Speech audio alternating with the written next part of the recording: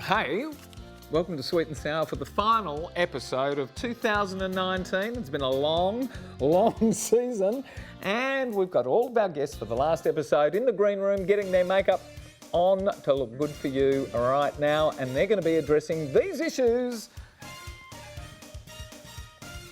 Travis, there's no issues. Gary, shut Travis, that on. Tonight, you're floor managing. I'm floor managing? Oh, guess I'm floor managing. Why am I doing that? Dave's here too. You're taking my coffee. That's mean. Come on, up you go. Oh, bye. Have fun. Wonderful panel of guests tonight. All members of our crew will be on in just a second, right here on Sweet and Sour. He took your coffee. I think I'll take his job. Got a problem, big or small, would a miracle be nice? Our motley crew is back, churning out advice. You might even laugh a bit in the following half hour. Park your backside on the couch, cause baby it's time for Sweet and Sour. Right here on Sweet and Sour. It's time for Sweet and Sour. It's time for Sweet and Sour. Hello and welcome to Sweet and Sour. Bit different of an episode tonight. It is an all-crew special for our final episode of the year. Now, on for the first segment, we do have a very special panel of guests, starting off with Louis. Hi, Louis. Hey, what's up? So how long have you been working on Sweet and Sour? Almost a year now, though it feels like about a decade. So what do you do here at Sweet and Sour? I'm a camera operator. It's basically behind the scenes. All those shots that you're looking at now, I usually do them. And what's your favorite part of Sweet and Sour? Ooh, honestly, the people. It's like one ginormous dysfunctional family. Yeah, but it works. Fair enough. Declan, hello. Welcome to Sweet and Sour. Hi. So how long have you been working here? I've been working here for a little over 6 months now. 6 months. I'm one of the floor managers, the assistant floor manager. It's been a really good job so far, and I can't wait to see where it goes. What's your favorite memory of working at Sweet and Sour? When I got to meet the other floor manager. Oh, cool. Yeah. That's a fun fact. Cool. Anish, hi. Welcome to Sweet and Sour. Hi there. So how long have you been here? I've been here for about a year, yeah. About a year? So what do you do normally? Well, I am the audio assistant and I just mess around with faders and stuff. I press knobs and buttons. So you're a little booth boy. Yes. Any favorite memories or anything that's really stood out this year? Definitely like the friendship I have with the audio director is definitely my favorite thing to come out of this year. Sweet. And finishing off with Chloe. Hi. Hi. So how long have you been here for? I've been here nearly a year. Nearly a year, jinkies. Yeah. Well, roughly, I think we all started around the same time, except for you. You were a little bit of a late bloomer. So what do you do here? I basically make tea for the guests and I spill it a lot, but that's fine, so it's fine. We all do remember the infamous tea spilling incident. I'm pretty sure there's still a stain on the desk from it. But other than the tea spilling, do you have any favorite memories? I think meeting Famous Sharon was pretty funny. Famous Sharon was pretty much a legend. Yeah. So we're going to move on to our letter now. Dear Sweet and Sour, young people are the future. The next generation belongs to them. Inevitably, they will make the same mistakes that every generation has made, as human nature never changes. That's pretty pessimistic. I worry because this current generation seems disconnected from current political realities.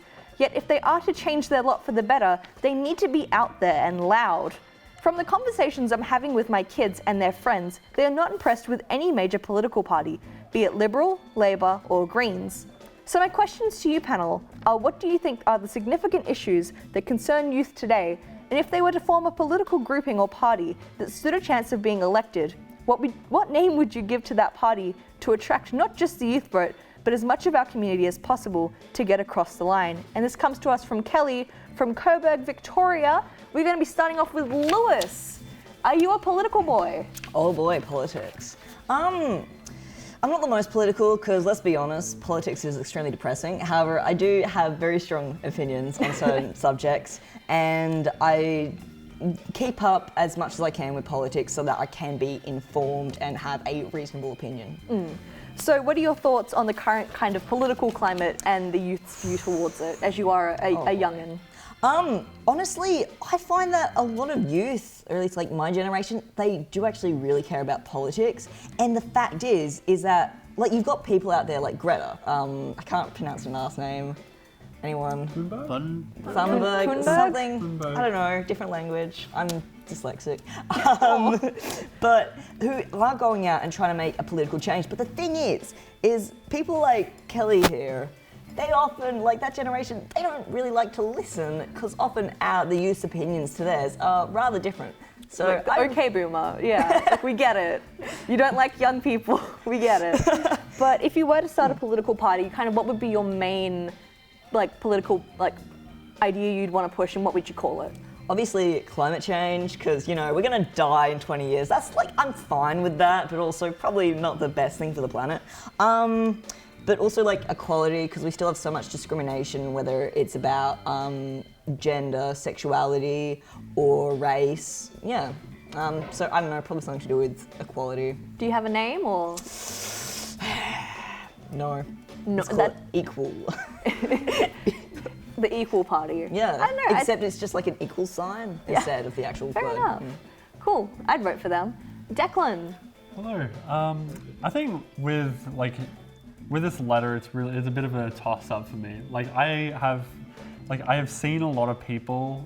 This is generalizing, but I know a lot of like older generation who are very negative towards the idea of us even having an opinion in the political like aspect of like society. And I think there's a lot of potential to maybe move towards like a more accepting and more I guess a more shifting dynamic with youth being involved with politics. It'd be good. So if you were going to make a party, what would you kind of push for?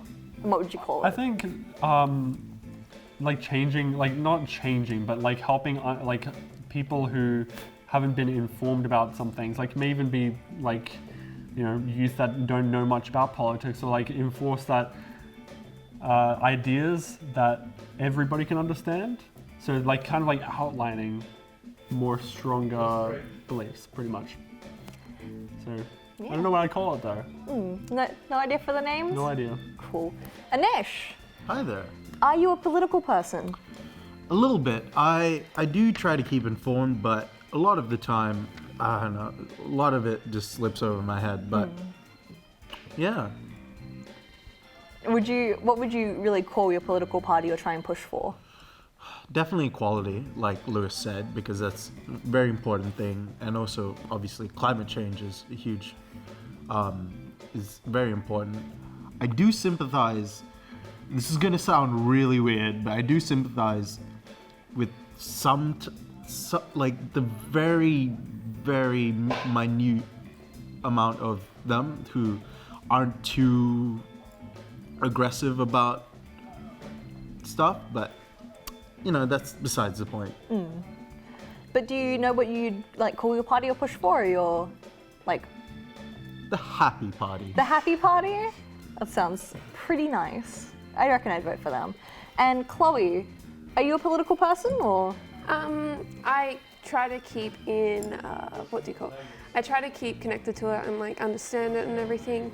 But I do believe equality. I think we need equality for like sexuality, transgenders, race, and females and males as well, to be able to have that men and women equality.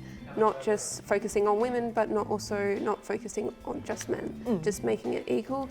But yeah, I believe it's an issue and we need to fix it, because at the end of the day, the youth, it's our future and we should kind of have a say in it, if that makes sense. So do you know what you would really call your party or what you try and push for? I'm not sure. Probably like, I don't know. The Rainbow Committee. The Rainbow Committee. They sound like a wonderful party. Okay, so we are going to find out what you guys said at home, and 72% said young people should be more politically aware if they want to change the world for the better. And 28% said no, they shouldn't be more politically aware. So that's kind of odd because like the amount of students that were turning up for like the climate protests were, it's weird to think that suddenly, you know, people don't consider that giant mass of people to be politically aware. Like 10,000 students, like even lecturers here at North Metropolitan TAFE even said we can skip class if we had to go to the thing. But that is all the time we have for this segment. Thank you all to our lovely crew members for coming on for this segment, and we'll be right back after this ad break.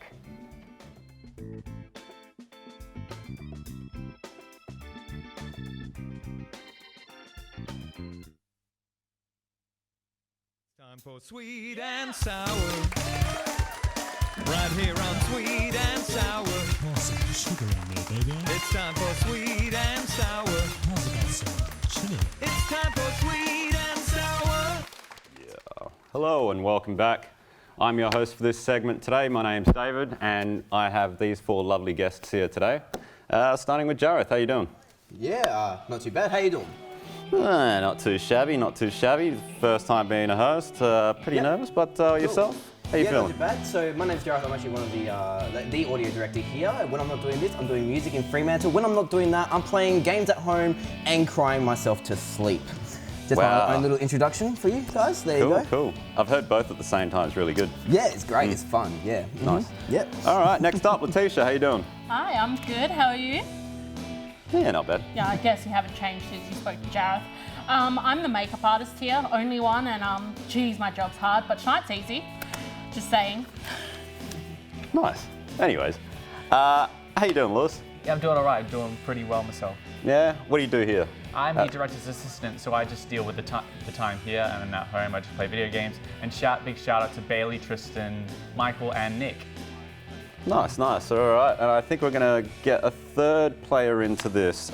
Scott. Well, you didn't say you played games, by the way, but go on. Another big gamer, I am.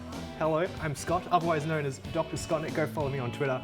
I am the director on Sweet and Sour, one of the 2 directors. So what I do is I basically say, stand by camera 2, and then I say, take camera 2, and there you go, it's on David. Would you look at that? Let's get into the letter, shall we? Oh, let's get into the letter. But real quick, before you do, if your letter gets picked tonight, you'll be receiving a free movie ticket to Palace Cinemas. Thanks to NRC, Natalie, Raylene Communications. All right, now let's get into this letter. Hi, Sweet and Sour. I'm 26 and a self-employed tradie. I had to have an operation recently to have my leg corrected, for a condition I've had since the onset of puberty. I always knew I'd have to have the operation once I stopped growing, and when I got my trade ticket, I took up my private health insurance so I wouldn't have to worry about any expenses with the operation. Up until the point I took up my private health insurance, I was covered by my mum and dad's policy, so I've always been privately covered. Well, I'm writing into you to see if you think private health insurance is a good thing or a must-have for anyone. The reason I'm asking is that I'm now having to pay the gaps in the health cover, the difference between what the insurance pays out and what the doctors, surgeons and hospital charges are. Well, I have to pay out more than $12,000 and I'm really pissed off because I found out that if I wasn't covered, I would not have to pay a single cent as public patient. How can this be fair? Why should anyone have private cover if it costs so much in gap payments? And that's from Ian in Jundana, WA. All right, let's start off with yourself, Scott, sir. What do you reckon? Well, I was originally supposed to be on segment 3 for this show, so I had my whole ideas planned on what to say for the 3rd letter. Last second, I got very switched. candid right now. Switched to letter 2, so I haven't got much to say. But what I do have to say is the whole private healthcare system service. It's it helps the upper class in a sense because, as we all know, health insurance is extremely expensive, especially in America. It's a massive issue where the people at the top, the middle class, the high class, they've got it easy, where the lower class, they don't have it such a good time. Yeah, we live in a society where it's unfortunate that should happen because I feel like healthcare of all kinds should be free and not based on how much money you have. Very much true, very much true. I've got to say, I sympathise with this person so much because I've actually been through the same thing. Although I didn't have to pay $12,000 up front, it was $5,000, and that's still very painful once you hit the 4 digits. All right. Next up, Lewis. What do you reckon? Yeah, I think I've got to side with Scott on this one, like since health insurance is pretty expensive and stuff like that. Like, I think health insurance should be like more feasible for everybody. That's it. Very nice, very nice. All right, Letitia.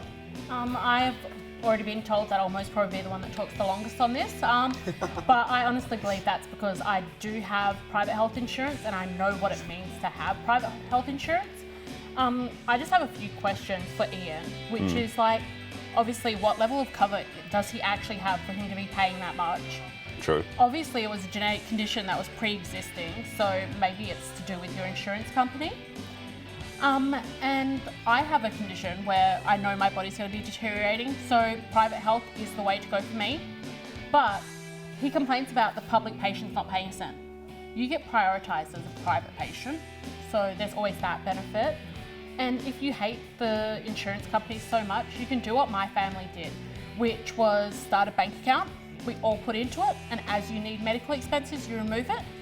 Only downfall, you're more likely to spend that money on luxuries as opposed to health. Ah, that's really good. How do you go from not spending that money? Well, I moved over to private health insurance from that system with my family because I felt that I was taking more than what I was putting in, which didn't feel right. There have been some things where we're fully covered. Our dental, fully covered. There's others where it's like maybe $200 or $300 out of pocket, and that's just something you have to deal with. It's hard. Jareth, what's your opinion on this? I don't really have a full understanding when it comes to insurance or anything like that. I probably should be looking up on this, but I can agree with a lot of the comments that have been made here, where, you know, for example, how it benefits more the high class, and then, you know, how it should be really equal with the insurance along everyone, but also how it can really benefit people who've had those major sort of injuries or need those major surgeries, and they just need that backup money. Yeah, it's pretty tough. But again, I like your idea. Great idea to, with your family, you know, put some money aside, but there is also the risk of spending it on luxuries, as we all like to. We all are addicted to spending on luxuries because it's just an impulse thing for us as humans. It's luxuries over medicine all the time, That's isn't my it? only comment on it, to be honest, sorry. That's all right. Now let's get to the your say. We had people at home, we asked them a question. Is health insurance for young people a waste of money? Now, the votes came in, and that came to 67% yes, 33% no. So that's 2/3 reckon that young people, health insurance, it's a waste of money. Could be. I don't know, I'm pretty young, and I definitely need it. I got to pour back. I'm like a 50-year-old, but yeah, it's, yeah. If it wasn't for health insurance, I wouldn't have my glasses, and I'd most probably be sitting here like... Yeah, see, blind woman, old man. Thank you guys. Thank you for listening to us babble on, and we'll be right back.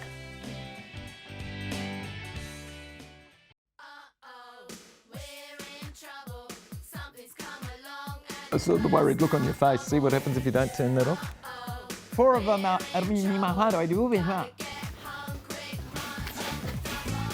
I forgot this one. Can we just do that again? Thank you. Welcome to Sweet and Sour, and thank you for filling out. You don't fill out anything, do you? You just go to the bloody website. Who's now 70, has just divorced his then trophy wife. He married 25 years ago. We're over there now. Hello there. Come on, the show's not going to run itself. I can't get out, my knees buggered. Let's start this again, shall we?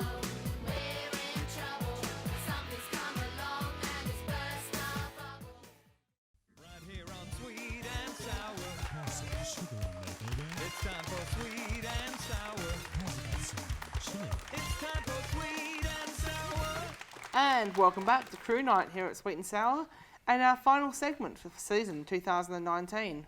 We have one more letter to go, but before that, let's introduce our final panel. Hello, Arif. Hello. Tell us a bit about your role at Sweet and Sour. Well, firstly, I started as a camera operator, and then I went to DA, and then I went to tech, and then I went to this, I want that. I'm basically the golden child here. So you do everything. Yes, definitely. Well, welcome to the panel. Yeah, thank you. Next up, she didn't want to leave. Hey, Tish. Well, technically I couldn't leave because I tortured everyone earlier, so they super glued me to my chair. Yeah, we'll remove that later. Right, good to have you here. Next up, she was hosting before and she's our floor manager. Hey, Ab. Hey, Gary. Hey, Travis. Hi. Yes, I've been floor managing here since the start of the year, and yeah, I'm really enjoying it here. And I promise I won't throw you out of your chair this time, Gary. I don't believe you. But you're welcome to. And rounding out our panel, we had to have him back on the panel. Oh, of hey, course Gary. you did. Hello, Trav. You've done a terrific job so far. So have all our hosts so far. How was terrific. floor managing? I loved it. I absolutely loved it, except I didn't get my allocation of coffee this time. But never mind. Aren't you going to ask me what I do around here? Or do you already know? I'm the most pampered soul on the panel. He doesn't do much. They all look after me. Doesn't do much. Doesn't do much. All Just right. come in and have fun. Yeah. All right, so let's get into our final letter for the year. Ready, guys? All right. Dear panel, I'm not dumb, even though my girlfriend of over 5 years thinks I am. She's probably had at least 7 other guys while we've been together, and she thinks I don't know about them. She's the first woman I've ever slept with, and I pretty much still have huge feelings for her, which is why I'm still in this relationship. I'm pretty sure she won't leave me because I work for my dad and his businesses do very well. So well that we go on holidays for 2 weeks at least every 6 months, and she comes too. Lucky buggers. She doesn't work. She continues to study, and she is currently working towards her master's in arts. Now she says she thinks she's pregnant, and I don't know what to do. Do I have a DNA test when the baby is born to see if it's mine? Do I just leave her now and see if she comes back to me? I just don't know. Have I made a mess of my life at this point already? That comes to us from Glenn from Burnside in South Australia. First up, a ref. Oh God. Okay, Glenn, no offense, but you sound like a very disturbed person. First of all, I don't have experience with relationships and everything, but I know for a fact communication is key. So first of all, talk to her. Don't assume that she had sex with like 7 guys. Like why would you think that? Maybe there's a story behind it. It's like a half story of another half, a full story. So make sure you talk to her first, and then like, I don't know, like if there is a baby, then take responsibility. I don't know. Just like it's a baby is not the end of the world. It's like the beginning of your life. So yeah, that's my opinion. As long as you take responsibility for your actions. Exactly. All right, Tish, what do you think? Well, I didn't think of it that way. I honestly went straight into accusing the poor girl. My thing is, if the timelines don't add up and you know for a fact that you've been using protection, she says she's so many weeks along and you guys haven't done anything in a while, then you could question it. And the whole thing about getting a DNA test when the child's born, you can actually do that before they're born if you're really that suspicious. But you're right, it has to do with communication.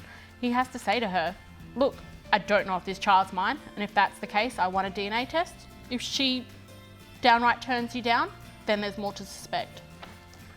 Yeah. She's not going to though, is she? She's got plenty to lose. All those holidays every year. God, she's on a winning streak. Yeah. All right, before we head to see what Abby and Gary have to say, we asked our Facebook page, can a relationship be salvaged when there is little trust? Here comes your say. And 14% said yes, but 86% say no. No trust. So once the trust is gone, it's gone. Abby, do you agree? I feel like with what Aref said, you really should be asking her and have have more open communication with her and actually ask her if she has, and your relationship just seems really unhealthy, and the fact that you're not asking her whether this happened, and you guys obviously aren't really close, and this relationship doesn't seem like it should continue on, at least in my opinion. And you have to think, if there is possibly a child being involved in this, is this a good relationship to bring a child into?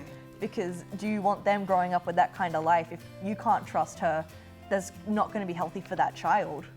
Take note, Declan.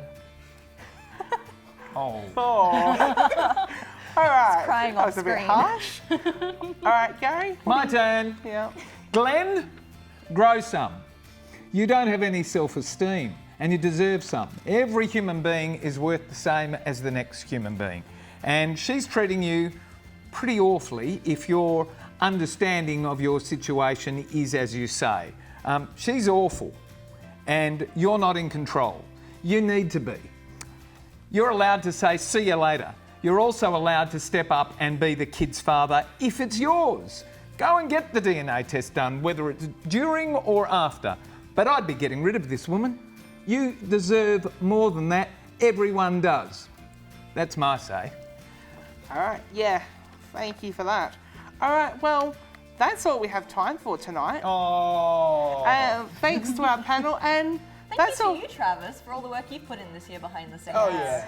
Thanks. And and yeah, good night, everyone. Good night, Gary. Good night, Travis. Is this the part where you're handing over to me, is it? Yes, it is. My turn to say thank you to all of you for watching for the last... How many episodes have we done, Trev? 40. 40 episodes this year, and that's pretty much on average what we do every year. It's a pretty grueling schedule, week in, week out. It's relentless, but Travis puts it all together really for us, and with the aid of a terrific crew that delivers what you see every week, it's a lot of fun, but it's a lot of hard work. So to all of our wonderful crew, Abby, you're a pretty good floor manager too. Oh, you also make a good host as well. I reckon you should go and do broadcast. I've told you that a million times because you're pretty good and you've got a few clues, and they're all waving at us as they do because it means we have to wrap up and disappear. But thank you to all the wonderful crew here, especially in the control room. We'll have a look at them a little bit later. Thank you to you. It's the last show for the year, so please join us in 2020, and Happy New Year.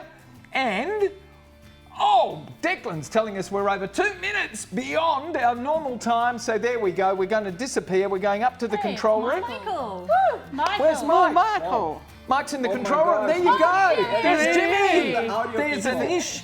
Jared. And The control Jared. audio. And Bailey. And Bailey. Here we go. Bye, Jimmy. Oh, that's Here you Lewis. go. Hello, Lewis. Yes. He was on the show. There's Brian. I can't read that. I'm an old man. What do you expect? Scotty. Scotty Maher. Alex. And there's Alec. And There's Darren. hey. And that's us. And that's that's us. us. We're out of here. Good night, everybody. Happy New Year. See you in next year. 2020. Bye-bye.